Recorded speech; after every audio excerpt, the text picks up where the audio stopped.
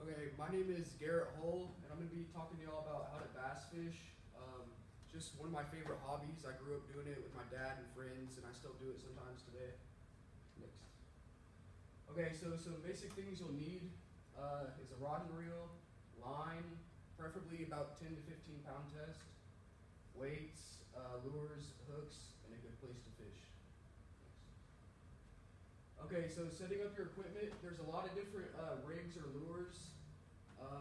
My favorite to use is wacky rig or Texas rig, because I just catch the most fish on those. But there's all these other stuff you can use that'll work too in certain situations. And then you need to know how to tie good knots to keep your rigs attached. My favorite is the improved clinch knot, but there's also loop knot, snell knot, and Palomar knot. Next. Okay, so there's two basic types of reels. There's some more, but these are the most common for bass fishing, and that's a bait caster and a spinning or open face reel. Bait casters, they're like harder to use because it's I don't know, it's just hard. Compared to these, you got to learn how to use that. You can't just pick that up, but you can these.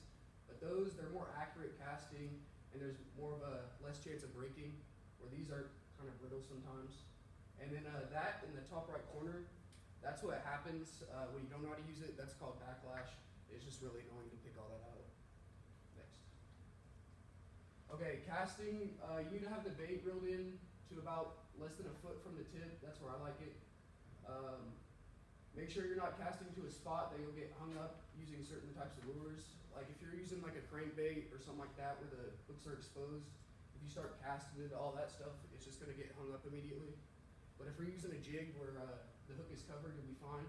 But anyway, in general, you want to try to cast around cover, rocks, logs, docks, grassy areas, or anywhere that a bass will be bedded down. Okay, for reeling or jigging, it's kind of like the technique that you want to use to make the bait look real in the water. You can't just have it like floating through. A fish is not going to think that's real. So like this graphic kind of shows you kind of like jig the rod up and down while reeling in, and that'll give it a realistic look. And you can jig with, this is a jig right here, but you can also jig with soft plastics and other stuff.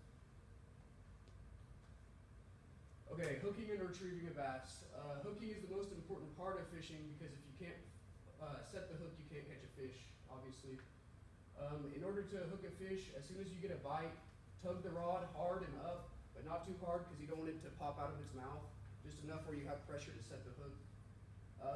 Once the fish is on the hook, keep the rod tip in the air and keep pressure so that you can't spit the hook out.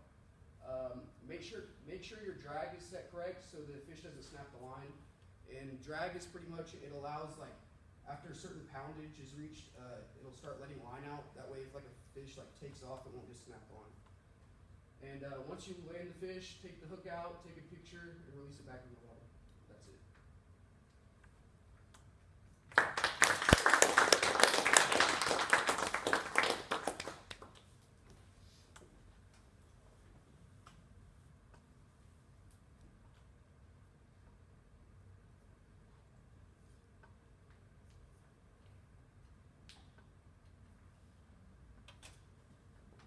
it.